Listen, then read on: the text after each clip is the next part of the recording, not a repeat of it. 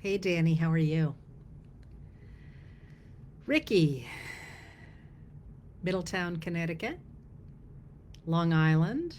Bet it's called Valley Forge. You know I'm fond of Valley Forge, Texas, Georgia, Gainesville, Virginia, San Diego, St. Augustine, Florida. Man, that's a historic town. If you haven't been to the old fort, you should go. Um, oh, an unlikely story. Hey Linda, how are you? Great bookstore in Plainville, Massachusetts. Plainville. You went by too fast. I don't remember which it is. I think it's Plainville. Baton Rouge, Louisiana. I think I told you I once did Flat Stanley for a child, the paper doll that goes places. And, and I took him to Baton Rouge. And we did Baton Rouge, me and Flat Stanley, to the point that when I sent the doll onward, and the parents later said to me that that was lovely, but they were not going to send me anywhere with the doll anymore because they were exhausted from how much Flat Stanley did. But we did the history of Baton Rouge and the State House and the river and the trees. We had a good time. At least I did.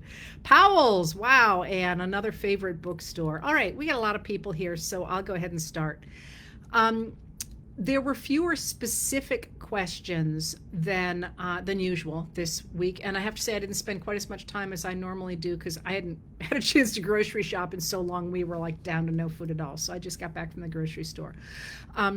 But there is one that I want to call out because Danny asked about it, although you got it all right, Danny, and that is the Safeguard American Voter Eligibility Act, or the SAVE Act, that the Republicans have reintroduced in this Congress. And I'm going to start there because it says a lot about where we are in this moment.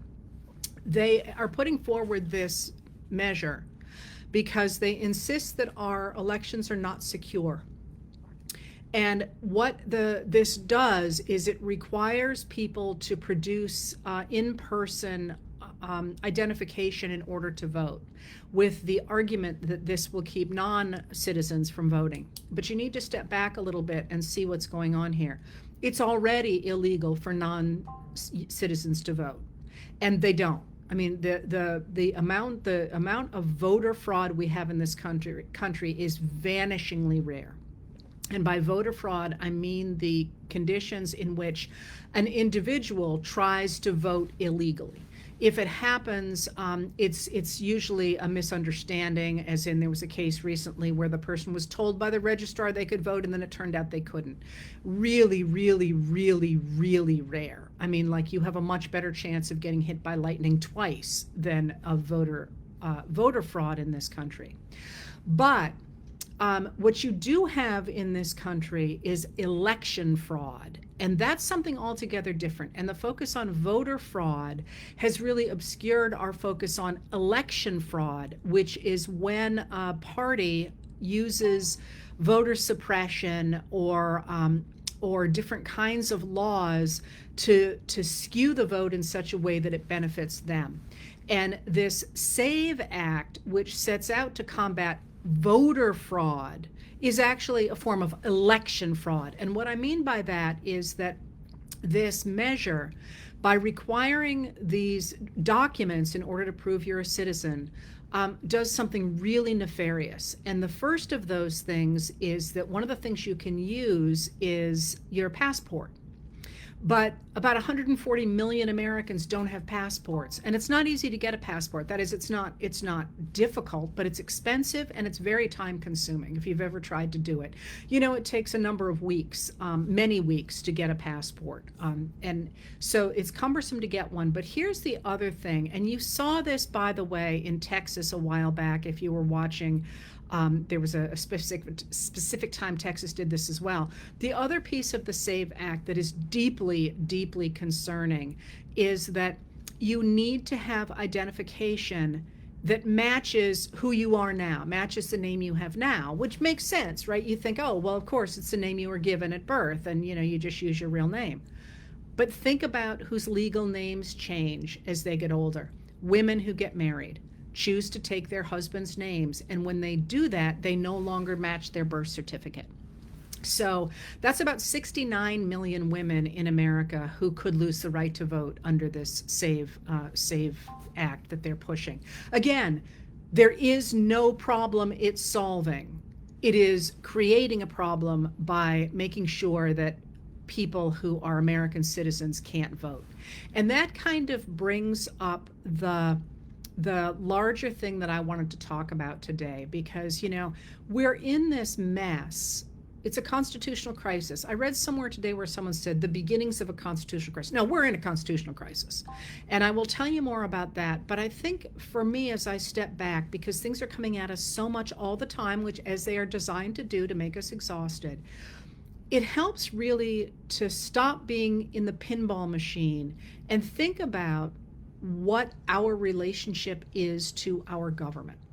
And by that, I mean, rather than simply reacting to the last thing that the Trump administration or the Department of Government Efficiency, which we don't quite know what it is, but the Doggy Brothers or Elon Musk or Speaker of the House Mike Johnson, the last thing that they have done, although they've done plenty, is to think about what we want our government to do and how we got to a point when we're in the middle of a coup. And that, I think, provides us a way to think about going forward. So let me start there. American democracy has had a number of crises in the 240, well, it's been less than that, but the period of time in which it has existed since 1789, when the Constitution went into effect. And what that means is that there are stresses on democracy that it's not initially equipped to handle. So if you think about the 1830s and the 1840s into the 1850s, democracy had to contend with what at the time was a huge problem for it. And I'm not talking about the people or the people who got hurt or any of that. I'm talking about the concept of democracy, the concept that we have a right to have a say in our government and be treated equally before the law and have equal access to resources. And in that era, what really was a struggle for democracy, the concept and the way it worked, was westward expansion. What did it mean when you took in all this land, all these new people, and you had the ability for certain people to take over the resources more quickly than others did, as in the elite enslavers?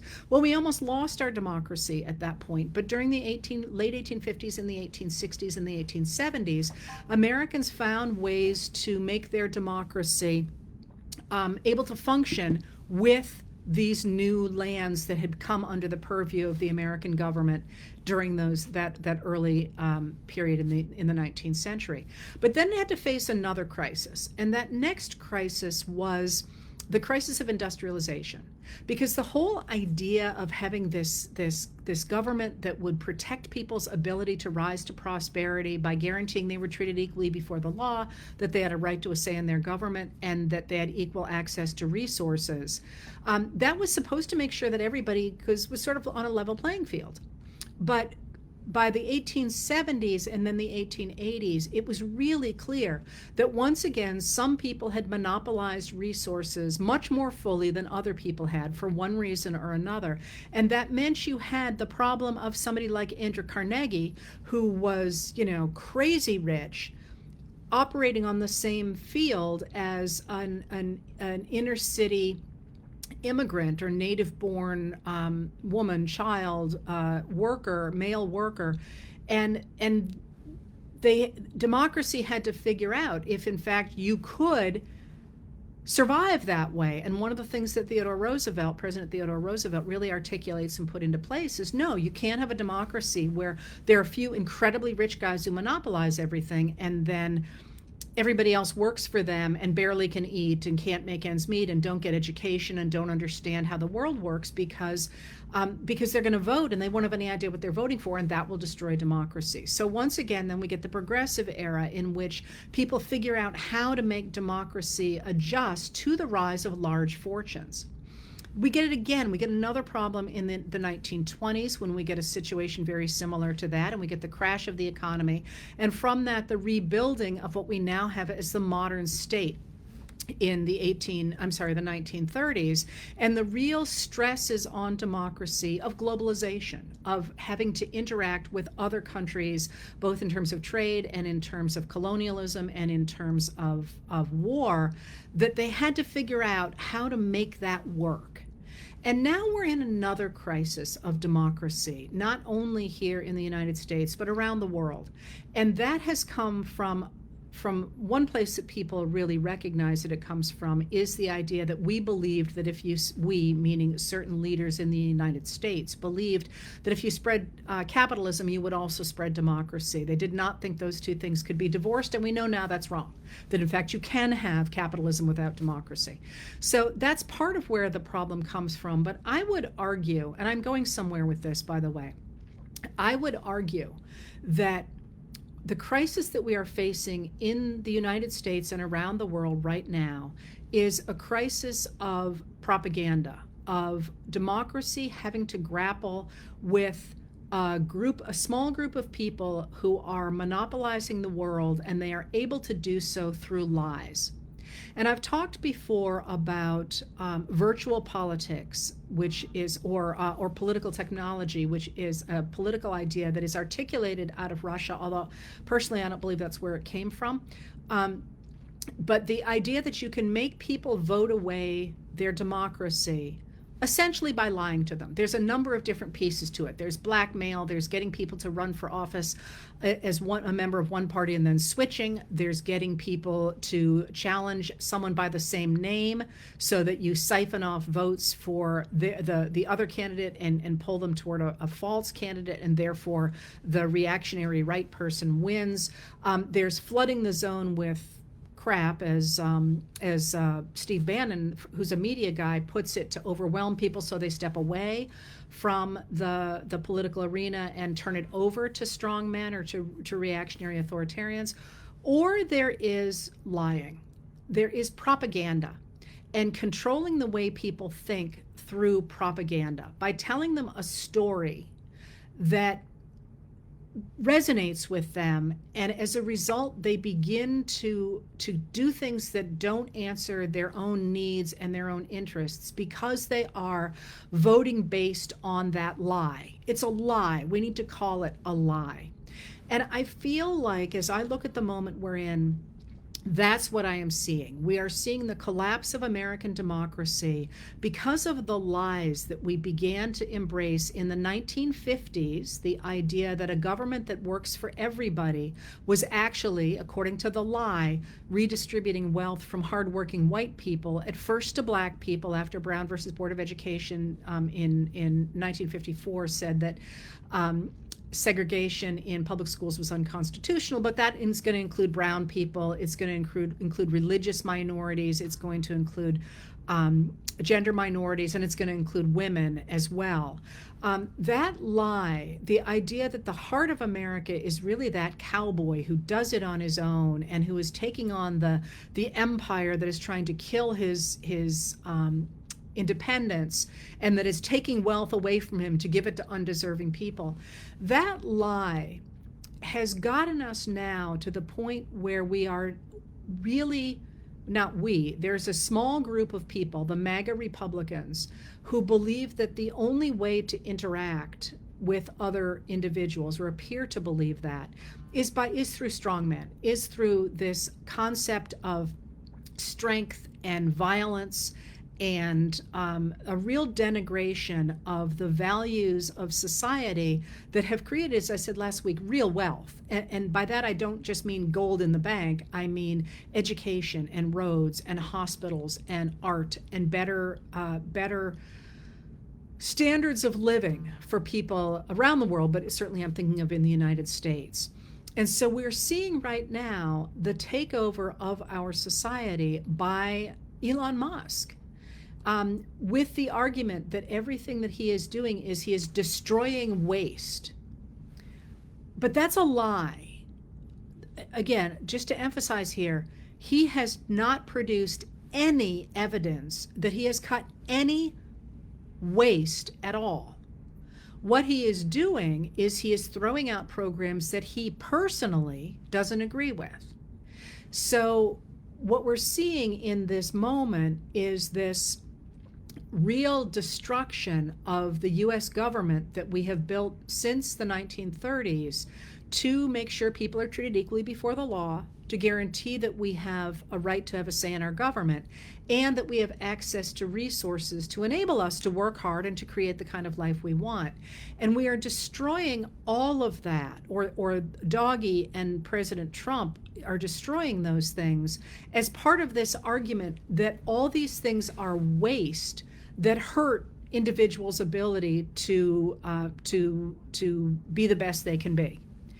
And so if you think about that framing, the idea that we are living a lie, that's kind of a helpful way to get into the ways to push back against that. And what I would like to suggest today, and I will tell you more about what's happening in Washington and what's happening around the states, but what I would like to suggest today is, if you've looked at the last week anyway, probably 10 days, what you are seeing around the country are people who voted for the MAGA Republicans on this because of this lie, because they believed that the government was wasting their tax dollars by giving it to, as Elon Musk lied yet again today, to a drag opera in some other country. That was a lie. They voted based on that idea, and what they are discovering with this destruction of the US government, that in fact that government really was working for everybody. And so you're seeing this really in horrific ways among the American farming community that is now recognizing that US aid is, buys $2 billion worth of US agricultural products every year. It is the major buyer, I believe, of soybeans from Tennessee. Tennessee, deeply Republican-dominated state, and now they're in real trouble. But not just that. All sorts of federal grants for farmers, all the different pieces that we have put in place since the 1930s to support our agricultural community are simply being thrown away by Musk and his people. Now, it's not just that. It's also education now is on the chopping block, and that's horrifying. Largely, again, Republican-dominated states, where a lot of their funding, we've always known this, comes from the federal government. Certainly, the cuts to the National Institutes of Health are badly hurting the red states. Now, they're going to hurt all the states, but it's red states, it's Republican-dominated states that really depend on that money. And here's something that's been in the news today. It is not part of a bill yet, or part of a measure yet, but the Republicans in the House that are trying to come up with some kind of a budget plan, which I'll tell you more about, are talking about what they call the enormous waste of Medicaid, Medicare, and Social Security. Similarly, Musk has said he believes that that's where the real waste is, because as we know, those are extremely expensive programs. Now, you might agree with that those are programs we should throw out. I don't believe that myself. So if you're thinking about this moment, to go again sort of full circle here in this argument that I'm trying to make, what do you think the US government should do? So I think that what the US government should do is exactly what's set out in the Declaration of Independence. It should protect everybody's right to equality before the law. I don't care if you're disabled. I don't care if you're old. I don't care if you're, put anything in that blank. Our laws say you have a right to be treated equally, including as if you're the richest man in the world. You should be treated equally before the law. I also believe, and this speaks to that SAVE Act, that we should have a right to have a say in our government, and that's very much under attack. And I also believe that the government should give us all equal access to resources.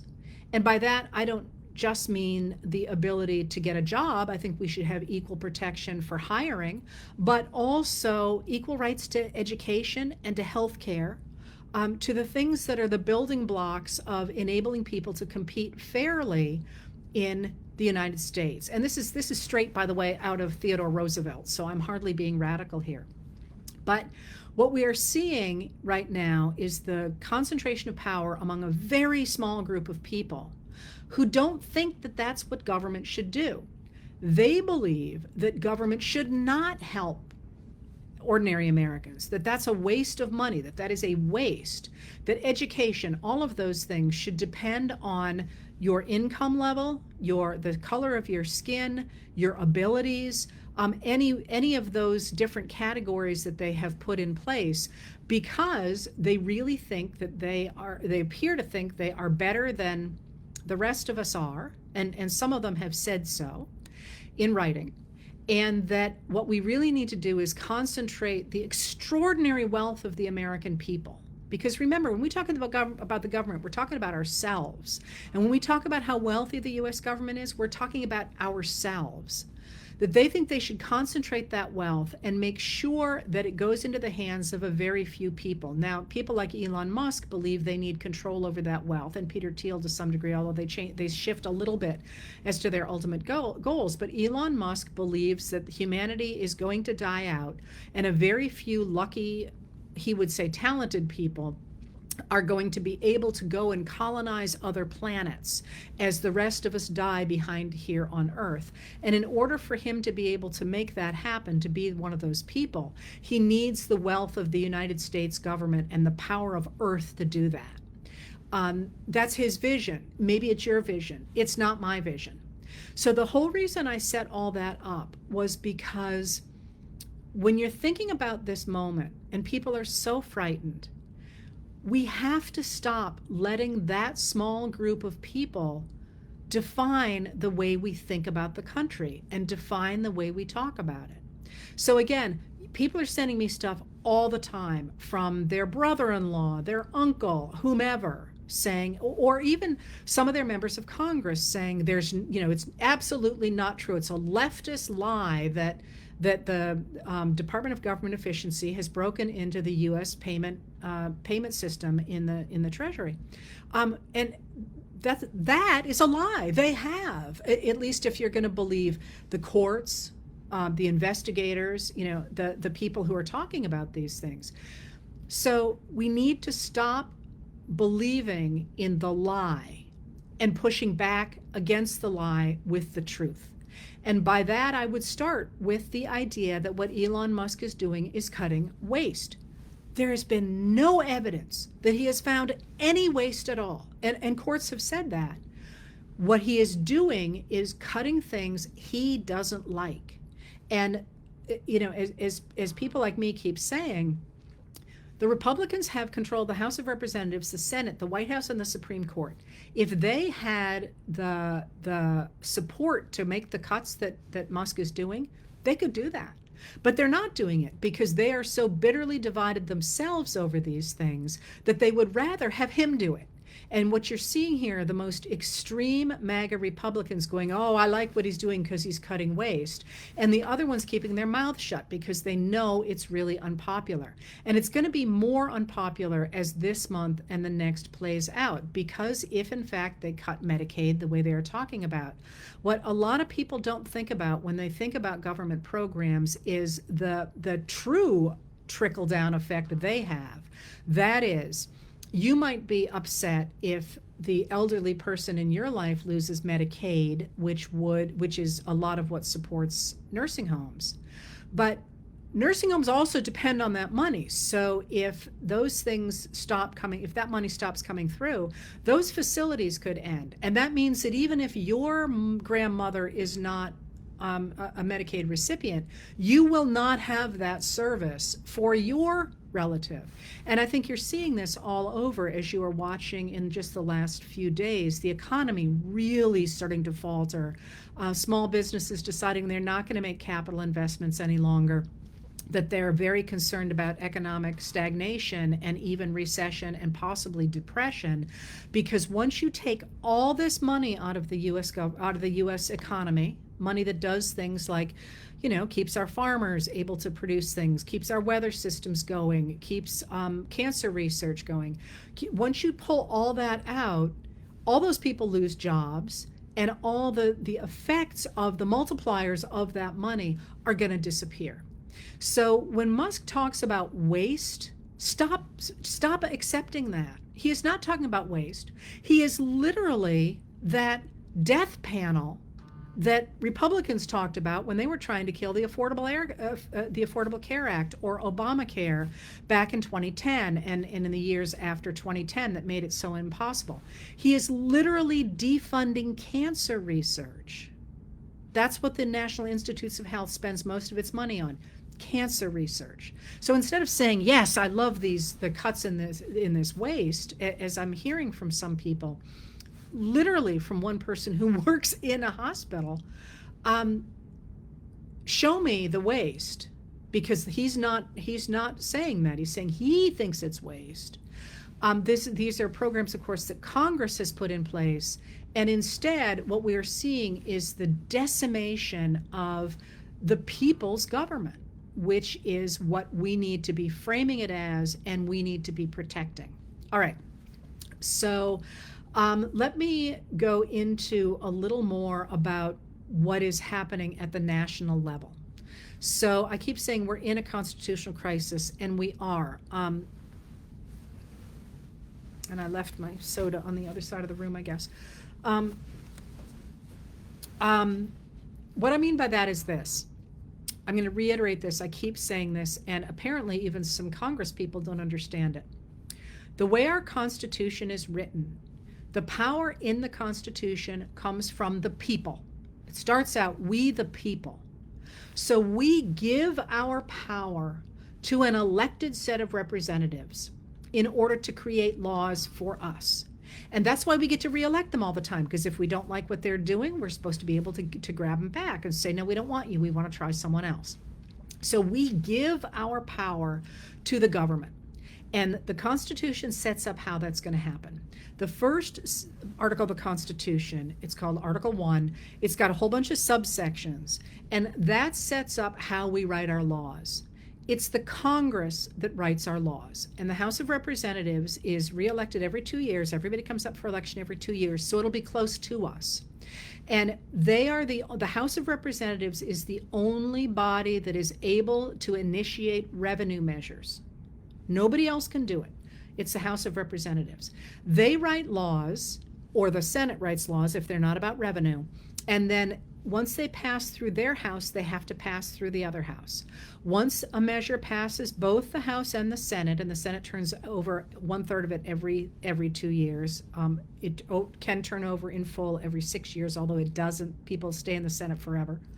Then it goes to the president, and the president either signs it, and then it becomes a law, or vetoes it, and then it goes back to the Congress, and the Congress can either pass it over as veto, or can rewrite it, or can just say, oh, never mind, we didn't mean it anyway, which they almost never do. The reason I make such a big deal about that is because that's the way we have given Congress power. They write the laws. And once the president has signed that measure into law, nobody can change it except Congress or the Supreme Court that can say, and it took this duty on itself, by the way, in 1803, but the Supreme Court can say, nah, it's unconstitutional, in which case it has to be rewritten. It's no longer in power, it has to be rewritten. You can change the Constitution, you can change the law, you can do a bunch of things, but the president can't suddenly say, no, I don't like that law, I'm going to throw it out. There's no way in which the American people have given the president the power to do that. In fact, when Richard Nixon tried it in the 1970s, in 1974, Congress explicitly wrote a law saying, not a freaking chance, dude, you can't do that. So what you're seeing right now is the Trump administration having empowered in some fashion, it's all very opaque, Elon Musk, who was not elected, and if you remember, during the campaign, he was supposed to be an advisory person who was just going to give advice, and now all of a sudden he's apparently making these cuts. What they are doing right now is saying, yeah, we can do that. The president can simply decide laws on his own, and the cutting of the government, the way he is doing it, is completely reconfiguring the laws that our Congress has written. So, for example, he has gotten rid of the election security teams. He has gotten rid of the laws that say you can't bribe foreign officials. He has gotten rid of the laws that protect us against foreign interference in our government, in our elections. I mean, what he has done is he's gotten rid of the pieces of our government that help all of us in order to concentrate them with power in one person, and that would be the president, although this particular president is not really apparently the person in power. But that's the idea, is to create this extraordinary president. The person who's really behind the concept of this is now the director of the Office of Management and Budget, a man named Russell Vought. He helped to write Project 2025, and he calls this post-constitutionalism. We'll get beyond the Constitution, get rid of the need to do anything through Congress, and concentrate all the power in the presidency. Now, having thrown overboard the Congress, now in the last couple of days, although J.D. Vance has been talking about it now for months, the Republicans are starting to say they don't think the courts should have any say in what the executive branch does either. Now, what that says is that they are throwing out the Constitution. They're going to get rid of the Constitution and instead have a one strong man who is in power and can run the government however he wants. In this particular case, like I say, it's theoretically Trump, but Trump is not mentally okay. So obviously J.D. Vance is trying to set this up for himself, and Elon Musk is operating in there as well. It's unclear where the next set of power is going to go, because actually I think it was just yesterday somebody asked Trump if he saw J.D. Vance as his successor, and he said no, which I shouldn't laugh, I'm sorry. But anyway, excuse me for that. Anyway, so what do we do if we have, and mind you, once again, this is a very small group of people. If the Republicans could get these things through Congress, they would do it. But the MAGA Republicans do not control Congress. They control maybe, no, they don't really even control that. They have power in the House of Representatives. The Republicans as a whole have control of both the House and the Senate.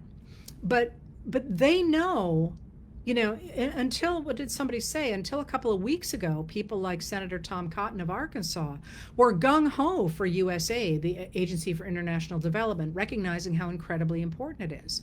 But because Musk wants to get rid of it, and now Trump wants to get rid of it, all of a sudden they're saying, oh, no, it's doing all this terrible stuff. They know that the U.S. government needs to do these things if they're going to protect the U.S. economy, the U.S. people, and American power around the world. So what we've got instead is this really small group of people who are destroying our government to concentrate wealth. And I always say with anything, but certainly in this case, watch the money, because where's the first place that Musk went and the Department of Government Efficiency, or DOGE, went? To the Treasury. And they took everybody's information. It seems pretty clear to me that they're intending to build out some kind of an information/financial system that depends on Musk. And then he never has to worry about money again for the rest of his life, because every penny of the U.S. government will go through his hands. So, or that's theoretically the plan, I think. So when you're thinking about this moment, remember there aren't very many people. But remember, too, that we need to redefine what's happening here. The majority of us need to redefine what we want our country to do. And I believe that a majority of us liked the government we had. I mean, that's not to say that you agreed with everything or that I agreed with everything, but I believe our government should fund cancer research, because I can't do it on my own, and I care about that. And I believe our government should fund education, and I believe our government should support family farms, because if we go all the way to agribusiness, the way that Project 2025 asks for us to do, or says we should do, then that not only rips apart the fabric of the country, but it also makes us extraordinarily dependent on a very few companies, which is how we got into the supply chain crises we were in during the COVID problem, the worst of the COVID pandemic. So I believe that the government has a role to play in supporting the economy, in making resources available, and also making sure we're all treated equally before the law. And that involves making sure that we don't have the ability to discriminate against people in hiring or in going to schools, and in all the things that we had in place before the MAGA Republicans started slashing everything. Okay, so what does that mean in a practical sense? What that means is that we need to keep up pressure on elected representatives to stand up for the power of Congress and to stand up for the power of the courts and to push back against the MAGA Republicans. Are they going to listen to you? No, not all of them. But you're already starting to see a number of Republicans backing away from Musk, which is the first thing that needs to happen. And the really key thing about popular opinion is that unless this government has popular opinion behind it, it does not have any legitimacy. Remember, we the people. So what you're seeing right now is the attempt of people like Elon Musk and the MAGA Republicans to convince people that what they're doing is great, cutting waste or getting rid of DEI, although I don't believe any one of them could actually explain what that is. You're seeing them using this false language, this propaganda that got us to where we are, and you're still seeing people kind of shaking their fists and saying, yeah, I want to get rid of waste. But now is the time to point out that their version of waste is things that other people think are vitally important, like cancer research, like Social Security, like education support for the poorest schools, which, by the way, are overwhelmingly in Republican-dominated states, like support for farming, again, rural communities. All these things that they are cutting are really badly hurting the regions that voted for Donald Trump. And this is the time really to push on that construction of how we think about the country. Nobody elected Elon Musk. Nobody decided that we wanted to give over this country to the richest man in the world and in the process starve our own people, let alone the people that USAID was supporting. That's going to be really important to hit on and to hit on hard, because right now the power of the MAGA Republicans and the power of Musk and Trump is slipping. I know I'm going to see in the comments, what about the poll that says Trump has 53% popularity? That's an outlier. And both of their numbers are dropping precipitously, especially Elon Musk. Right now, and we haven't really started to feel the real bite of what's going to happen, as in fact we see the destruction of USAID and of the Department of Education and of the NIH. And what you're seeing there is, I think, their attempt to break everything on the ground so that it can't be rebuilt. And this, again, is part of Musk's philosophy. You destroy everything, and then from it, you rebuild the pieces that are important. And of course, the people who are in charge of those pieces are a few very, very wealthy oligarchs. Somebody asked me in one of the questions here, why on earth are they destroying our power in other countries? Because you can see why they want to have all the US power to themselves, but why ruin our power overseas? And here's another thing I want to emphasize today. Part of what you are seeing is the fact that there is not uniformity on the part of even the MAGA Republicans. So you've got a lot of different interests going on there. What Trump pulled with Canada and Mexico and to some degree China it was heinous, in that he broke those relationships, decades of friendship that will not come back in our lifetimes. And you can already see this if you are not watching. You can see this in the numbers of Canadians who have canceled tourist trips to America, which is going to hurt my state of Maine terribly this summer.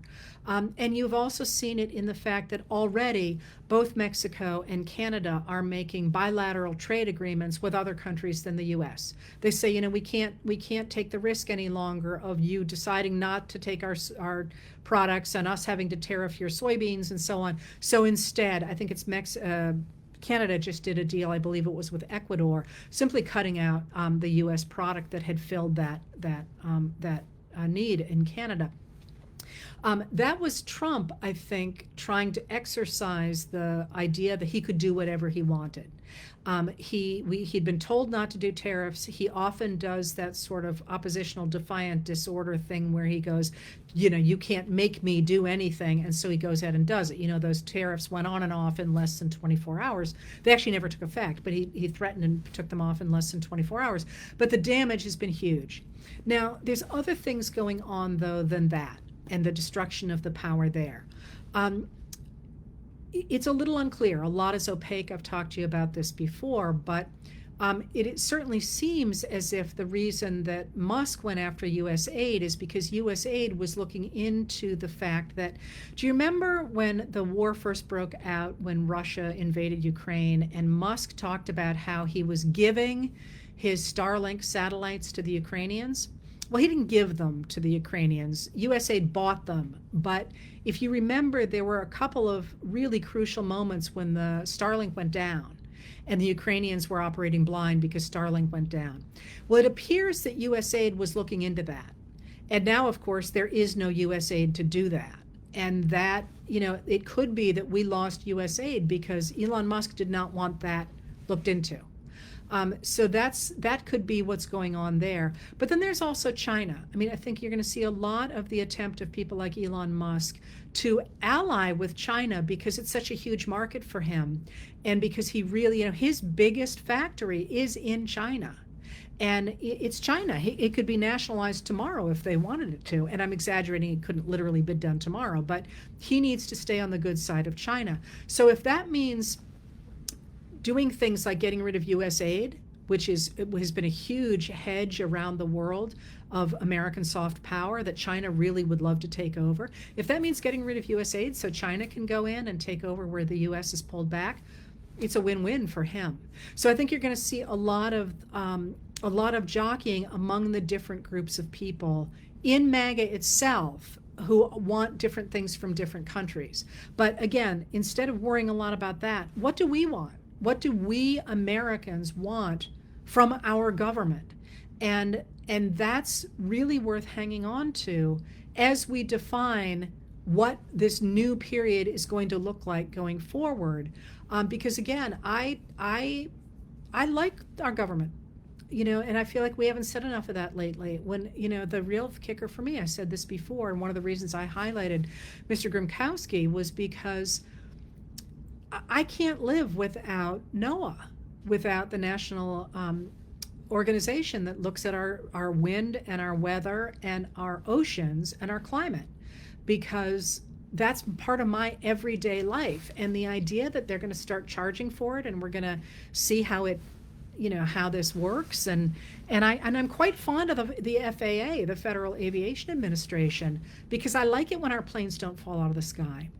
Now, your needs might be different, but I'm perfectly happy to fund the needs that you want, so long as you can fund the needs that I want, because those are things we cannot do by ourselves, and that the government should do. And you know whose idea that was?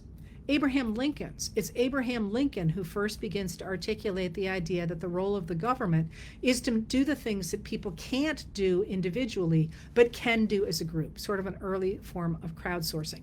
Now, let me add one more piece to this that I would really like to see us talking about. And that's that I am hearing everywhere on the right the idea that we spend way too much money and we have to make more cuts. And if that means Medicaid or Medicare or Social Security or NOAA or the NIH or whatever, we have to make those because we spend too much money. I'm going to reiterate, in terms of our GDP, the US government spends no more money today than it did in the 1950s. What is different is our tax rates. And until the 1990s, really, when America had a debt that they wanted to pay, there's a reason you actually carry a national debt.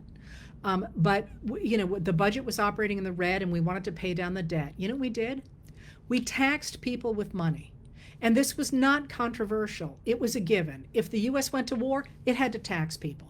If the U.S. had to pay back for a war, like in World War II, it taxed people. And Congress would talk about it and they would say, but we can't tax everybody the same because that would really hurt poorer people. And there's all these people who have all this money. They should pay more. And I always like to remind you that during the Eisenhower administration, the top income tax bracket in the United States, and by that, it doesn't mean when you're in the bracket, everything you pay is at that level. It means that for this much you pay a certain amount, for this much you pay a certain amount, and so on.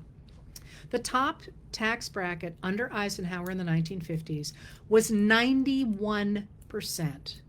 Now, right now, Elon Musk, whose Tesla made billions of dollars last year, paid $0 in income tax. $0. The amount they cut out of the National Institutes of Health was $4 billion. If you had taxed Elon Musk 1%, it would have been $4 billion. So this idea that somehow we're in this financial crunch and the only way that we can fix the financial crunch is to destroy all the aspects of our government that provide things for the majority of us,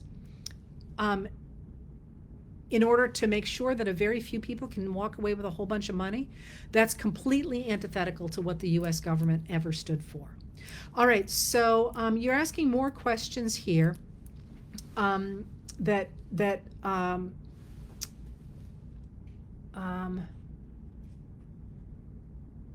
me see if I can get some more of these.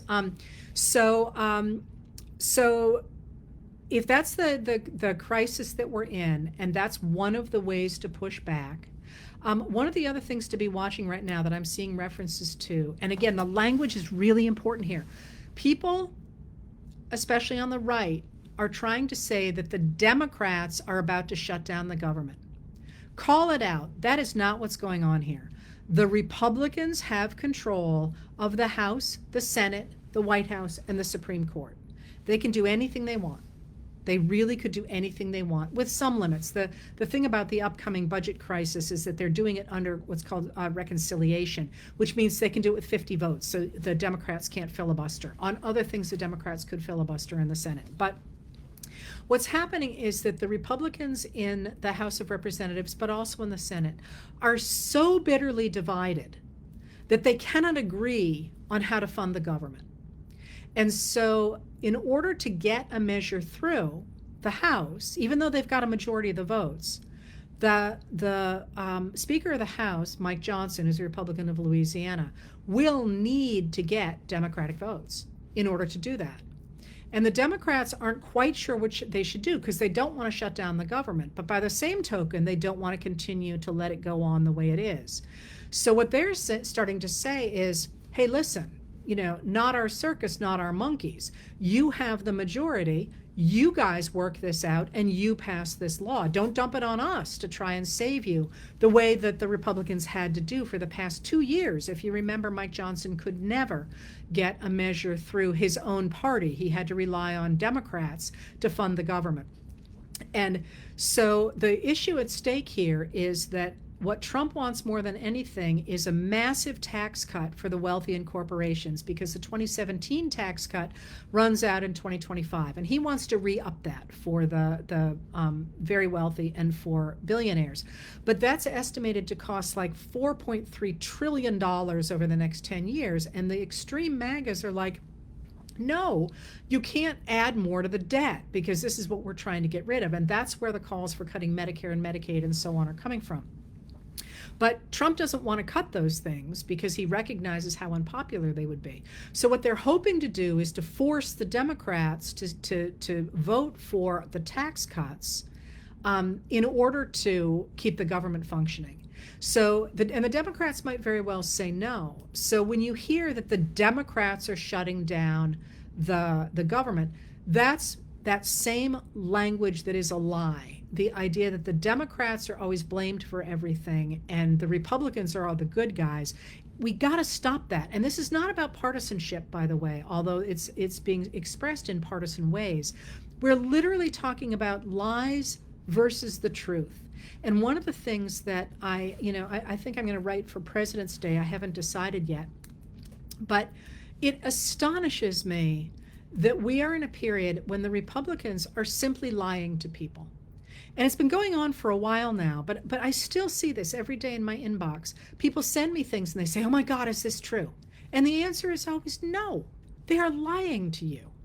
And you can see this above all in the fact that Donald Trump insisted he had nothing to do with Project 2025. He didn't know what it was. It was going to have nothing to do with his presidency. And now, I think it's 3/4 of the executive orders he has written have come straight from Project 2025. He has made the ringleaders of Project 2025 central to his administration and so on.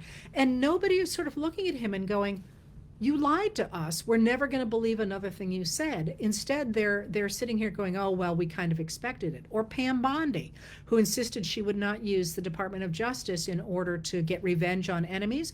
The minute she's confirmed, she drops 14 orders that use the Department of Justice as revenge on Trump's enemies. And this idea that we are going to continue to pretend that their lies should be taken at any kind of face value kind of makes me crazy, because I don't know where it comes from. I don't know why it's suddenly okay for a president to look at you and simply lie to your face and have people go, yeah, but he's my guy. I don't know why people would do that.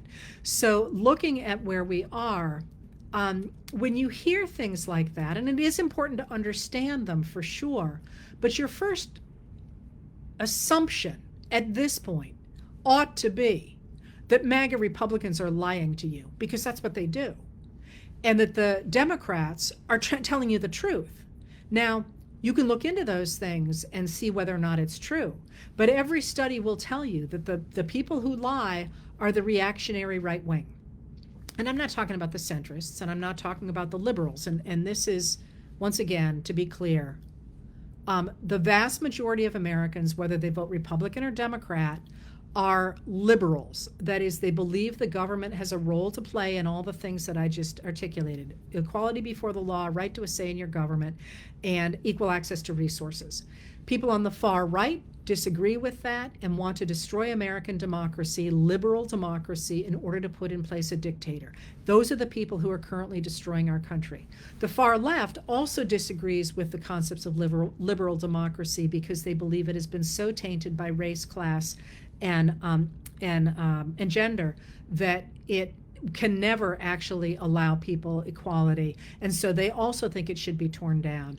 But they're not in power here at all, for all that Trump keeps screaming about people like me being Marxists. That's not even vaguely true. The vast majority of us believe in the kind of government that they are dismantling, and we sure as heck better stand up and stand against that.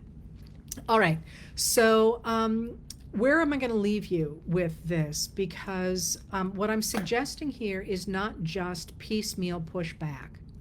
And it's not just call your Congress critters every day, repeatedly. As you know, we're shutting the switchboards down. There's so many calls.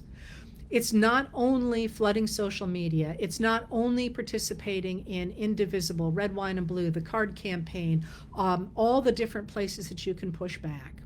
It is not only getting involved at the local level, both at your town government and your state government, and working, for example, in the Florida special election coming up I'm not going to give you the date because I don't remember it off the top of my head, fighting in North Carolina to make sure that the Allison Riggs does in fact get seated, although the Republican is trying to steal that seat, trying to get the election in Wisconsin, the Supreme Court election, to go to somebody who will not defend gerrymandering. It's not just all of those things, all of which are very important. It's not just showing up in person for the protests that are beginning to happen. It's also personal, I guess, is the way to put it. It's stop letting them run your brain. Stop letting them say to you, I'm just cutting waste, because they're lying to you. There's been no proof of that. Stop letting them determine the parameters under which we operate the United States of America, because we have done this since the 1980s. Those of us who care about the government, who care about principles of democracy, who care about taking care of the community in this country, have been on the back foot, have been defending, well, okay, maybe there's waste here, and maybe we should cut this. And maybe no. We've done that for 40 years, and it's gotten us to the point where we first had a coup run with people trying to overturn an election, and now we've got it run by people who are wearing suits and ties or t-shirts or whatever the doggy guys are wearing. But this is our country, and we get to define it, and we should define it, and stop accepting the terms that Elon Musk and Donald Trump are handing to us, not least because Donald Trump is deep in dementia, and Musk seems deeply, deeply disturbed. There are 332 million of us who don't think the way that Musk and Trump do, and who would like to protect our democracy, whether or not people voted Republican or Democrat in the last election.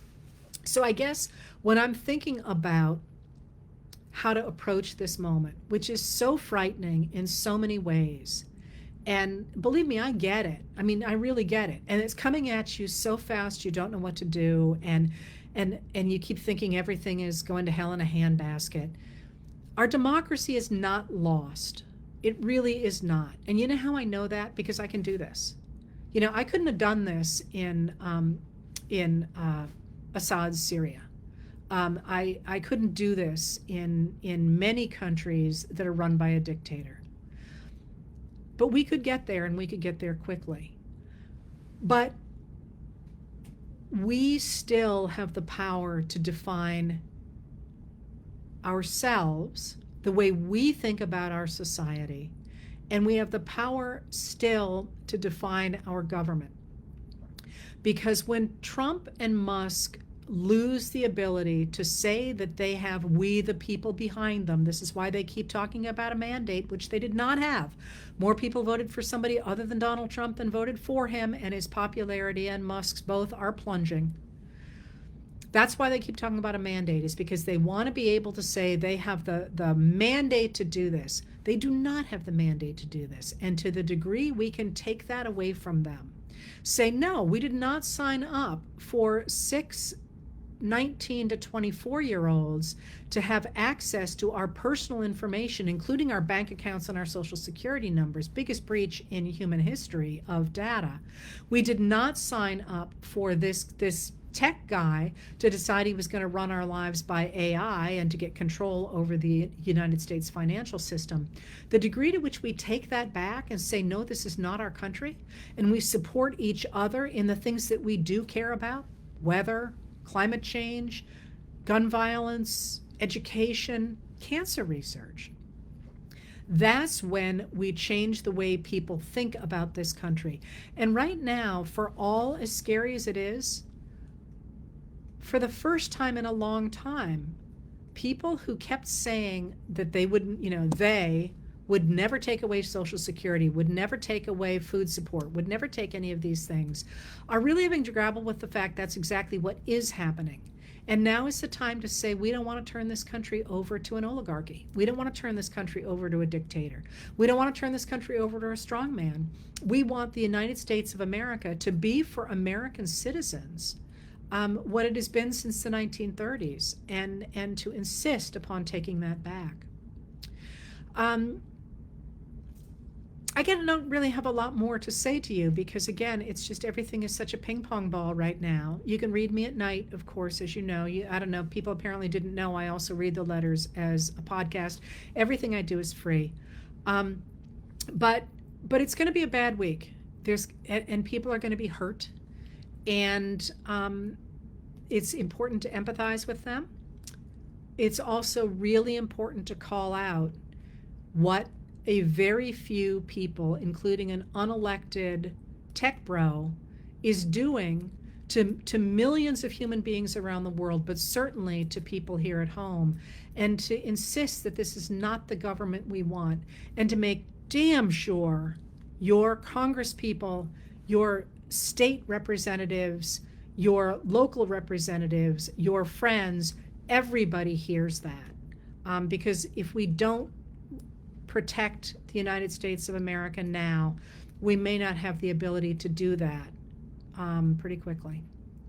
Thank you for being here, and I will see you tonight. I will remind you that tomorrow is the anniversary of Abraham Lincoln's birth, Charles Darwin's birth, born on the same day, which I think is really, really interesting, and the birth of the NAACP, which is also interesting. So I hope you all raise a glass to all of those things. All right. Thank you for being here. I will see you. I'm going to fit another one of these in, I think, before next Tuesday. Thank you for being here.